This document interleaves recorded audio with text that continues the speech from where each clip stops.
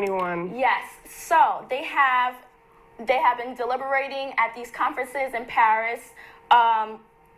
The conference parties about, CO2 emissions and global warming. Did you guys see how hot it was this weekend? Yeah, I actually think it's hot today. 60 degrees. Yeah. I heard it's going to be today. Yesterday was 64. And coming up towards Christmas is coming up. Yeah. It's crazy. I love it, but in the back of my head, I'm realizing something's wrong because this year was like snowing. It's crazy. I love it, but it's scary because what climatologists are saying, which I reviewed last week, is that if our Earth's surface rises 2 degrees, we could have major catastrophe, more droughts, more floodings, loss of food because crops are going to be dying, animals.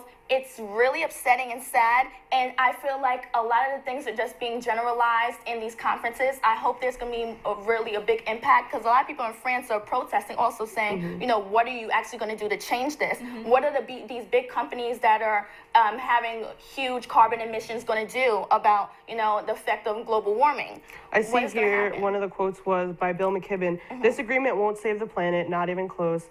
Some people want a strong climate pact. What is with the climate? You have this whole book of like 30, hundreds of pages talking about, the budgets on the carbon emissions and things you're going to do with the greenhouse gases, but what is going to actually happen now in 2020, And nothing, I feel like the reason why we're not getting much progress is because it doesn't serve like the country's leaders' interest to do things that are good for the earth, which is really, really awful, but like it's what it is, and until we get leaders in place that do care, that aren't involved with, big like businesses, oil industries, we're not going to see those changes unless someone really, really pushes for it. And that's what I'm thinking with my conspiracy, to follow up with that.